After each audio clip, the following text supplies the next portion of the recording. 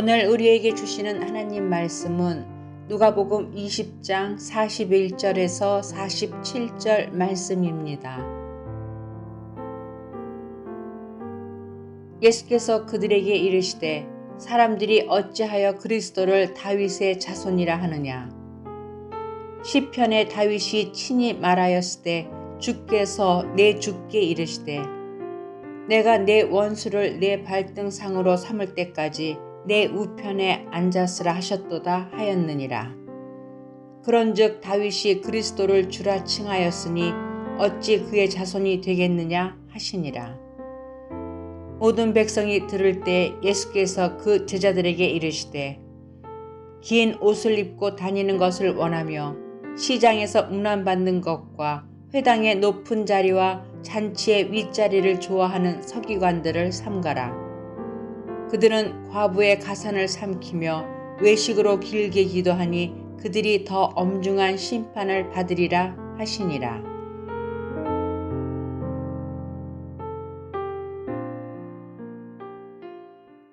누가복음 19장에서부터 예수님은 예루살렘을 향해서 마지막 걸음을 옮기셨습니다.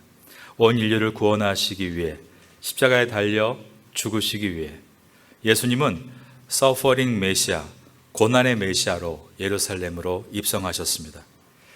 이제 예수님은 예루살렘에 입성하신 5일 후에 대제사장들이 보낸 병사들에게 붙들리시고 밤새 대제사장 안나스와 가야바 그리고 헤롯 왕 안티파스에게 신문을 당하시고 이어서 로마 총독 본디오 빌라도에게 신문을 받으셨습니다. 이때 총독 빌라도는 무죄를 선언하라고 했지만 종교 지도자들의 선동으로 모인 무리가 예수의 죽음을 요구하자 대하에 물을 받아 손을 씻는 신용을 하면서 이 사람의 판결이 내 뜻과는 무관하다라고 말하고 무죄인 것을 알면서도 유죄를 언도했고 로마의 법정 최고형인 십자가 사형에 처하게 했습니다. 예수님이 이것을 미리 다 아시면서도 예루살렘을 향해 가셨습니다. 요한복음을 보면 예수님은 예루살렘 성전을 적어도 공생의 기간 동안 3차례 이상 가셨던 것을 확인할 수 있습니다. 그런데 3번 이상 예루살렘을 여행하시면서 단 한 번도 교통수단으로 어떤 짐승을 타신 일이 없으셨습니다. 어디를 가시든 걸어 다니셨고 예루살렘 성에 들어가실 때도 늘 걸어서 입성하셨습니다. 그러나 마지막 입성 때에는 어린 나귀 한 마리를 타시기로 계획하셨고 두 제자에게 어느 지점에 가면 어린 나귀 한 마리가 매어 있는 것을 볼 텐데 주인에게 그 매인 것을 풀라라고 말하라고 하셨습니다. 그때 주인이 왜 푸느냐라고 물을 텐데 그때 주님께서 쓰시겠다라고 대답을 하면 줄 것이라고 했습니다. 정말 주님이 지정해 주신 곳에 가니 어린 나귀 한 마리가 매어 있었고 그 나귀를 풀려 하자 주인이 나타나서 왜 푸느냐라고 물었고 주가 쓰시겠다라고 말하자 주인은 아무 이유를 묻지 않고 그 나귀를 내어주는 것이었습니다. 이것은 예수님께서 마지막 예루살렘 입성에 대해서 어린 나귀 한 마리 새끼까지도 세심하게 모두가 계획된 것임을 보여주시기 위해서였고 그러므로 예수님이 예루살렘 성에 입성하시고 난 5일 후에 잡히시고 대제사장 안나스와 가야바와 유대왕 안티파스와 로마 총독 빌라도에게 신문을 당하시고 십자가에 달리신 것은 우연한 사건이 아니라 이미 주님께서 계획하신 사건이고 십자가는 패배가 아니라 승리임을 보여주신 것이었습니다. 모든 것을 아시고 모든 것을 이루시는 전지하시고 전능하신 하나님이 바로 우리 주님이시다라고 말씀하신 것입니다. 우리는 우리의 내일을 알 수 없습니다. 우린 연약하여 함치 앞에 미래도 볼 수 없지만 우리 주님은 우리의 앞길을 미리 다 아시고 예비하시며 지금도 우리를 인도해 가시는 선한 목자가 되십니다. 이 주님을 믿고 끝까지 따를 수 있는 성도가 될 수 있기를 예수님의 이름으로 축원합니다. 주님은 십자가에 달려 인류의 모든 죄를 사해 주시기 위해 예루살렘 성 안으로 들어오셨습니다. 이제 앞으로 5일 후면 십자가에 달려 죽으셔야 합니다. 그런데 그분께서 그 마지막 5일 동안 예루살렘 안에서 무엇을 하셨을까? 병자들을 낫게 하는 기적을 베푸셨을까? 아니면 배고픈 군중들에게 과거와 같이 떡 5개와 물고기 2마리로 수천 명을 먹이셨던 것처럼 식량을 증대시키는 일을 하셨을까? 주님은 그런 것이 아니라 예루살렘에서 마지막 하신 일이 말씀을 가르치시는 것이었습니다. 누가복음 19장에서 예루살렘 성에 들어오신 예수님은 19장 47절에 보면 예수께서 날마다 성전에서 가르치셨다라고 되어 있는 것입니다. 그리고 오늘 본문의 내용도 예수님께서 가르치시는 내용입니다. 이제 오늘의 본문의 첫 절인 누가복음 20장 41절을 읽어보겠습니다. 예수께서 그들에게 이르시되 사람들이 어찌하여 그리스도를 다윗의 자손이라 하느냐. 예수님은 유대인들이 가지고 있는 잘못된 메시아관에 대해서 가르치셨습니다. 유대인들은 분명히 메시아가 올 것이라고 믿고 있었습니다. 그런데 그 메시아가 어떤 메시아인가에 대해서는 잘못된 이해를 가지고 있었습니다. 메시아는 히브리어이고 헬라어로는 크리스토스, 우리 한국말로 그리스도입니다. 이 둘은 모두가 기름 부음을 받은 자라는 뜻으로서 구약시대의 왕과 제사장과 선지자 이 세 그룹을 세울 때 머리에 기름을 붓는 예식에서 나온 단어였습니다.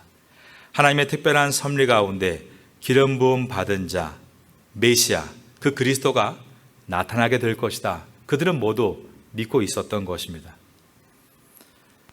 성경은 이 구원자가 다윗의 후손으로 태어날 것이다라고 예언되어 있었기 때문에 사람들은 이 땅에 오시는 메시아를 다윗의 후손이라고 말하기를 즐겨했고, 예수님께서 예루살렘에 입성하시는 날 엄청난 군중들이 몰려와 함성을 지를 때 마태복음 21장 9절에 보면 호산나 다윗의 자손이여 찬송하리로다 라고 되어 있습니다.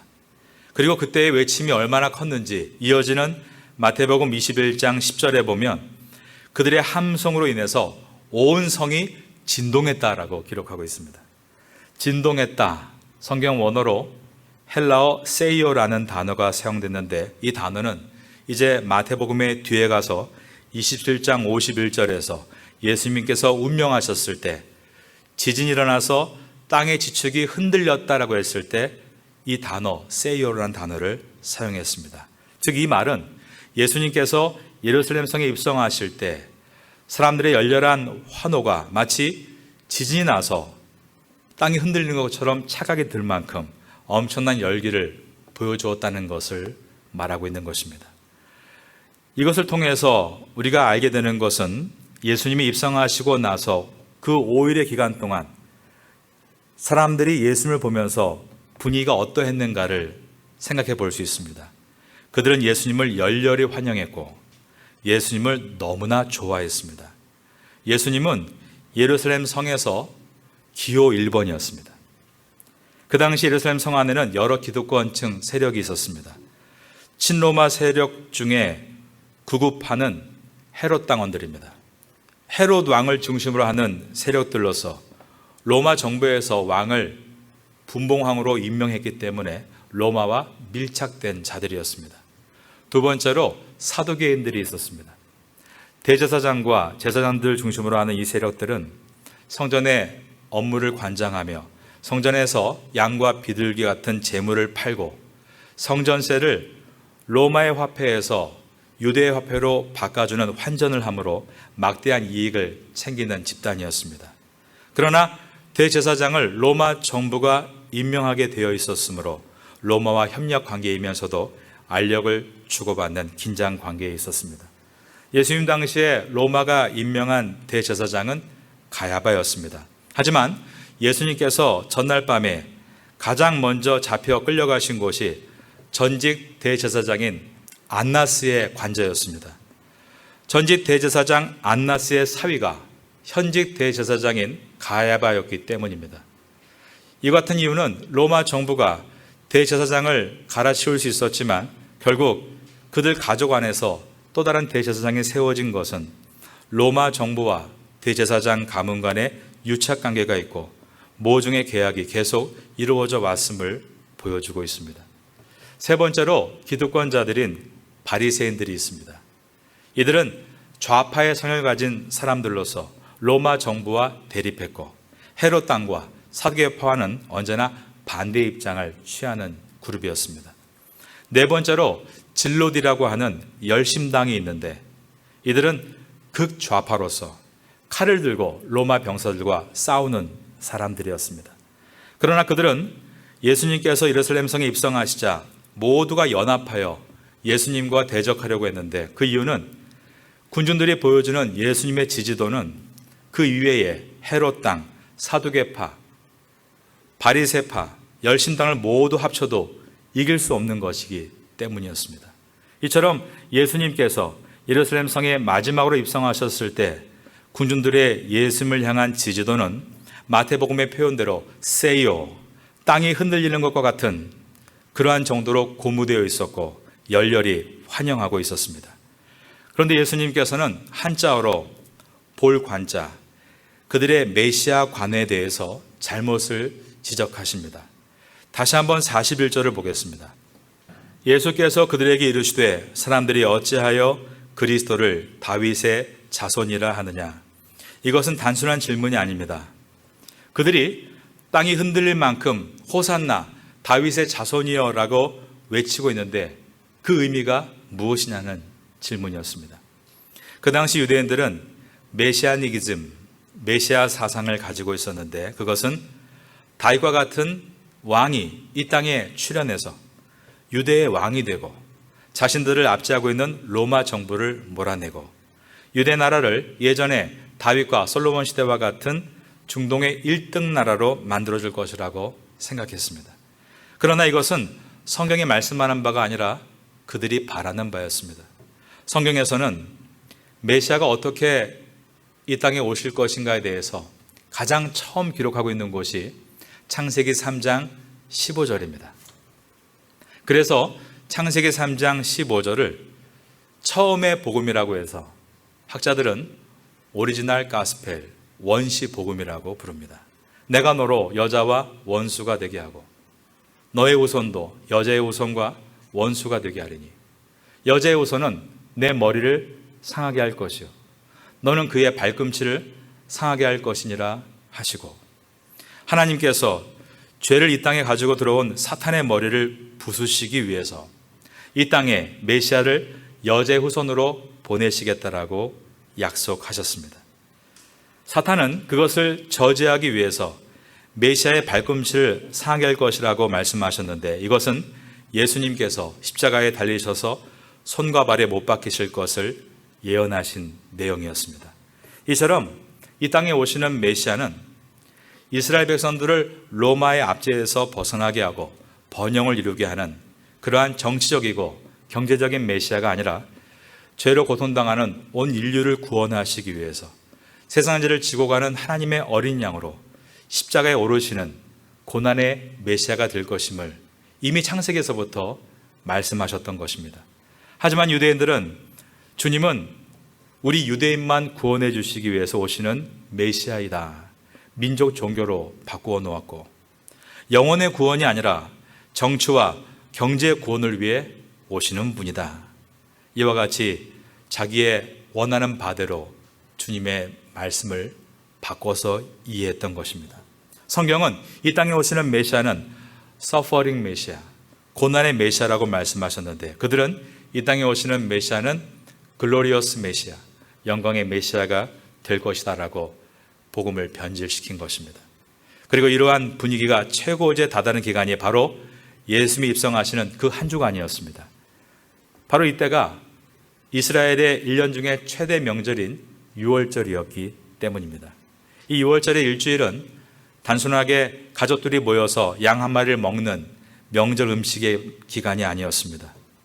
예루살렘에 적어도 100만 명 이상이 한 번에 모일 수 있는 한 주간이었고 그들은 이렇게 모였을 때 로마 정부를 향해 실력 행사를 하기도 했기 때문에 가장 극도로 긴장된 주간이 유월절 한 주간이었습니다.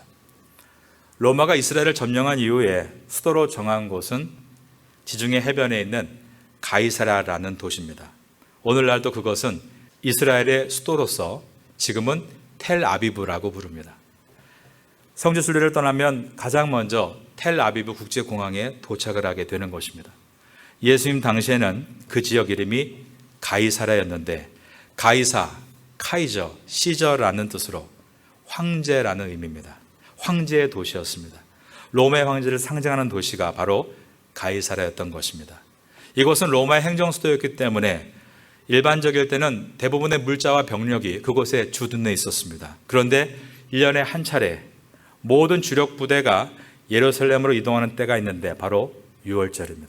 왜냐하면 6월절 기간 동안 늘 정치적 긴장감이 팽배해지고 유혈 폭동들이 일어났기 때문입니다. 그러므로 군중들이 이와 같이 예수님을 열렬히 사랑하고 좋아하고 따르는 것은 하나님의 뜻에 순종하기 위해서가 아니었습니다. 자기들이 원하는 바를 오랜 한번 이루어보자, 이러한 자기의 야망을 위해서 그들은 소리 지르고 있었던 것입니다. 이곳에서 오직 하나님의 뜻에 순종하고 가시는 분은 예수님 한 분밖에 없었습니다. 창세기 3장 15절에서 예언했던, 그리고 구약의 모든 성경에서 예언했던 세상죄를 대신해서 희생제물로 죽으시기 위해 희생제물을 드리는 유월절 기간에 당신께서 제물이 되셔서 십자가를 향해 묵묵히 한 발짝 한 발짝 발을 옮기고 계셨던 것입니다. 이어지는 누가복음 20장 42절과 43절을 보겠습니다. 시편에 다윗이 친히 말하였으되 주께서 내 주께 이르시되 내가 내 원수를 내 발등상으로 삼을 때까지 내 우편에 앉았으라 하셨도다 하였느니라. 예수님의 이 말씀은 시편 110편 1절을 말씀하신 것이었습니다. 여호와께서 내 주에게 말씀하시기를 내가 내 원수들로 내 발판이 되게 하기까지 너는 내 오른편에 앉아 있으라 하셨도다. 다윗은 하나님께서 나의 주에게 하나님의 심판의 날이 이를 때까지 하나님 오른편에 앉아 있으라라고 하셨다라고 했습니다. 다윗은 자신의 후손으로 이 땅에 오시는 메시아를 가리켜서 나의 주라고 고백을 했다는 것입니다. 이것을 학문적인 용어로 프리 이그지스턴스라고 합니다. 선재하시는 하나님입니다. 자신의 자손으로 오시는 메시아는 자신보다 먼저 계신 분이시다라는 고백입니다. 20장 44절을 보겠습니다. 저와 함께 읽습니다. 시작. 그런즉 다윗이 그리스도를 주라 칭하였으니 어찌 그의 자손이 되겠느냐 하시니라. 고대 근동 문화에서 아들이란 아버지보다 늘 열등한 존재라고 생각했습니다. 이것은 예수님께서 군중들의 마음을 간파하고 계신 것으로서 군중들은 예수님께서 예전 다윗 시대만큼 부강한 나라는 만들지 못한다 할지라도 그보다 조금 못한 나라라 하더라도 로마에게서 우리를 해방시켜주고 잘 사는 나라를 만들어주기를 원하는 그들의 욕망을 주님은 다 꿰뚫고 계셨던 것입니다. 우리도 마찬가지입니다. 우리가 예수님을 믿고 있는 이유가 무엇인가? 우리 가족과 사업과 건강에 도움을 얻기 위해서 그분을 믿고 있는 것이 아니라 다윗이 고백했던 것처럼 그분은 나의 주인이시기 때문에 나는 믿는 것이다. 이것이 우리의 믿음이 되어야 하는 것입니다. 이 거룩한 주일 아침에 우리 모두는 예수님을 필요에 의해서 믿는 것이 아니라 예수님께서 나의 주인이시기 때문에 믿는 것임을 고백하는 성도가 될 수 있기를 예수님의 이름으로 축원합니다. 이어지는 45절을 보겠습니다. 모든 백성이 들을 때에 예수께서 그 제자들에게 이르시되, 모든 백성이 듣는 공개적인 자리에서 예수님은 제자들을 향해 말씀하셨습니다. 그 내용은 서기관들처럼 행동하는 것을 삼가라는 것이었습니다. 46절입니다. 긴 옷을 입고 다니는 것을 원하며 시장에서 문안받는 것과 회당의 높은 자리와 잔치의 윗자리를 좋아하는 서기관들을 삼가라. 서기관들은 율법 전문가인 동시에 행정 전문가들이었습니다. 오늘날로 말하면 사법고시를 패스하고 고위 공무원직을 수행하는 사람들입니다. 이들은 왕실 서기관으로 활동했고 혹은 사내들인 공회원들, 오늘날로 말하면 국회의원직을 하는 이들도 있었습니다. 이들은 긴 옷을 입고 다니기를 좋아했는데 이 옷은 서기관이 입는 예복으로 오늘날 판사나 검사가 입는 법복과도 비슷했습니다. 그들이 그 옷을 입기를 좋아한 이유는 사람들이 자신들을 쉽게 알아봐 주기 때문이었습니다. 그들의 예복은 오늘날의 법복인 검정색이 아니라 흰색의 아마포 옷을 입었습니다. 그들은 그 옷을 입고 시장으로 나갔습니다. 그러면 시장에서 장사하는 모든 사람들이 자리에서 일어나 예복을 입고 있는 서기관에게 인사를 해야 했습니다. 그들은 회당에 들어가서는 높은 자리에 앉는 것을 좋아했습니다. 회당에서 높은 자리는 맨 앞에 성경 두루마리가 놓여 있고 그 옆에 성가대석과 같이 회중을 마주볼 수 있는 자리로서 눈에 잘 띄는 자리였습니다. 그들은 잔치집에 가서도 윗자리를 좋아했습니다. 잔치를 주최한 호스트, 집주인과 대화하면서 신분의식을 나타내는 것을 좋아했습니다. 그런데 예수님께서는 그렇게 하지 말라라고 하셨습니다.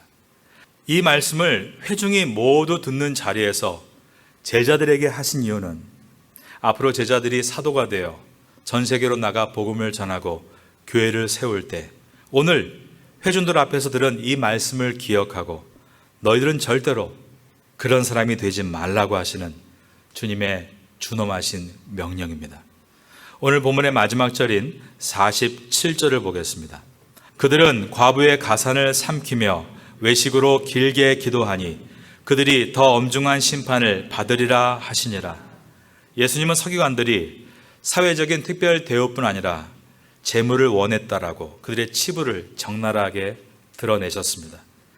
그들이 과부의 가산을 삼켰다는 뜻은 남편이 죽음으로 인해서 발생되는 재산의 상속과 양도와 같은 법적 절차에 대해서 과부가 찾아오면 서기관이 재산을 맡아 관리해 주는 일들이 있었는데 그가 잔꾀를 부려서 과부의 재산을 강탈해 버린 것을 예수님은 다 꿰뚫고 보고 계셨던 것입니다. 외식으로 길게 기도하니라고 하신 것은 그들의 기도는 하나님께 드리는 진심의 기도가 아니라 약자들에게 자신이 기도하는 것을 보여주므로 많은 사람들이 저분에게 일을 맡기면 잘 될 것이다라는 신뢰감을 주기 위해서 자기에게 재산을 위탁받게 하기 위해서 한 행동이라고 말씀하셨습니다. 구약의 신명기에 보면 과부를 억울하게 하는 자에게는 저주를 선언하도록 기록하고 있습니다. 신명기 27장 19절에서 객이나 고아나 과부의 송사를 억울하게 하는 자는 저주를 받을 것이라 할 것이요 모든 백성은 아멘 할지니라. 그러므로 예수님께서는 서기관들과 같이 행동하는 자에게 저주가 임하게 될 것이다 라고 말씀하고 계신 것이었습니다. 오늘 본문을 통해 깨닫는 것은 하나님은 인간 속에 숨겨진 그 모든 더러운 생각들을 다 지켜보고 계신다는 것입니다. 예수님은 잘못된 메시아상을 가지고 자기의 야망을 위해 예수님을 따르는 군중들의 그 마음을 꿰뚫고 계셨고 경건한 척하며 약한 사람의 등골을 빼먹고 있는 사악한 서기관의 그 시커먼 마음속을 꿰뚫어 보고 계셨습니다. 저 여러분은 그러므로 오늘 제목과 같이 바르게 믿는 것이 중요하고 또한 바르게 사는 것이 중요함을 다시 한번 돌아보게 됩니다. 저희 교회 주변에는 참 가난한 분들이 많이 살고 계십니다. 제가 알고 있는 한 분은 버마 카렌족인데 태국 남편과 17년 이상 살다가 남편에게 버림을 당하고 말았습니다. 그리고 남편이 비자 업무를 도와주지 않아서 갑자기 비자가 끊겨서 어느 타나이쿰 변호사가 도와준다며 찾아왔는데 1만 1천 바트를 뜯어갔습니다. 이 여인은 그 돈을 마련할 수가 없어서 가장 아끼는 보물, 절대 팔지 말아야 될 자기의 옷것과 같은 보물을 전당포에 맡기고 그 돈을 마련해서 비자를 받고 있다는 말을 들었습니다. 그렇게 비용이 들어갈 것이 아닌데 이 여인이 태국어도 읽을 수가 없어서 그냥 그렇게 다 빼앗긴 것이었습니다. 이 말을 듣고 너무나 괴로웠고 마음으로 울었습니다. 이처럼 세상에는 악한 서기관들이 있는 것입니다. 그러기에 이 땅에는 진정한 크리스찬, 작은 예수들이 필요합니다. 우리 교회에 태국 전도사님 중에 한 분이 버마 카렌족 출신의 전도사님이 있습니다. 지금 방콕 신학대학교 4학년 졸업반입니다. 태국어를 기가 막히게 합니다. 그리고 성품도 착하고 신앙도 좋습니다. 그분과 어저께 이런 얘기를 나누었습니다. 그리고 함께 다짐했습니다. 우리 실력을 키워서 이 지역의 어려운 불의한 일을 당하는 사람에게 우리가 끝까지 도와주고 그들을 섬기자라는 이야기를 나누었습니다. 신앙은 바르게 믿는 것만으로 끝나는 것이 아니라 바르게 행함을 통해 완성되는 것이기 때문입니다. 예수님을 믿는 것은 나의 유익을 위해서가 아니라 나의 주인이시기 때문에 믿는 것이고, 정상에 서려는 것은 서기관처럼 더 많은 악행을 하기 위해서가 아니라 더 많이 섬기기 위해서임을 기억하고, 이러한 꿈을 가지고 미래를 준비해 나갈 수 있는 우리 모두가 되면 좋겠습니다. 이러한 은혜가 우리에게 있게 되기를 예수님의 이름으로 축원합니다.